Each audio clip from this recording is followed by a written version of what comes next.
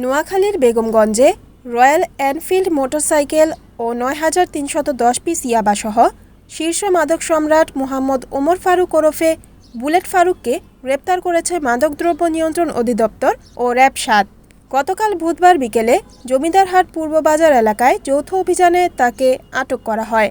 এ সময় তার কাছ থেকে মাদক বিক্রির নগদ ১,৩০,০০০ টাকা ও ২টি মোবাইল জব্দ করা হয়।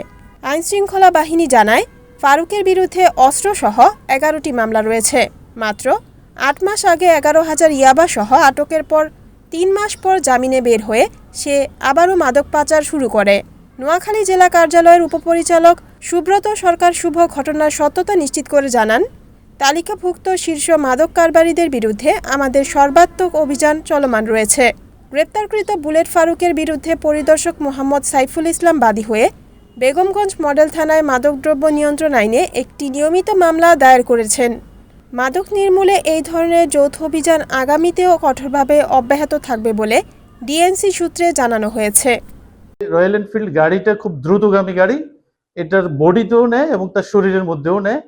কোথাও চেকপোস্ট হলে সে খুব দুর্দান্ত গতিতে, মোটরসাইকেলটা আজকেও এটা ১৩০ কিলোমিটার গতিতে চলছিল। আমরা রাস্তা ব্যারিকেড দিয়ে তাকে আটক করতে সক্ষম হয়েছি।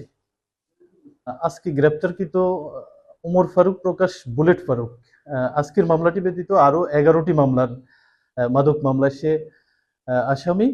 আমরা তাকে গত ২৫/৯/২৫ সালে ১১,০০০ ইয়াবা এবং ইয়াবা বিক্রিত ৫,৭০,০০০ টাকা সহ অ্যারেস্ট করে বশত সে আবারও বের হয়ে গেছে এবং আজকে অনেক কষ্ট করে তাকে আবারও ৯,৩১০ পিস ইয়াবা ট্যাবলেট সহ আগের সেই রয়্যাল এনফিল্ড মোটরসাইকেল দিয়ে সে চিটং থেকে নোয়াখালীতে আবার আসতেছিল এবং আমরা আমাদের টিম অনেক কষ্ট করে তাকে আজকে আটক করতে সক্ষম হয়েছি এবং তার বিরুদ্ধে মামলাটি প্রক্রিয়াধীন।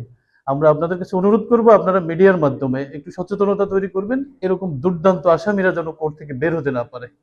তাহলে আমাদের দেশ মাদকের ভয়াবহ আগ্রাসন থেকে সুরক্ষা পাবে ইনশাআল্লাহ। Report Muhammad Sumon Bhuiyan, NNTV, Noakhali.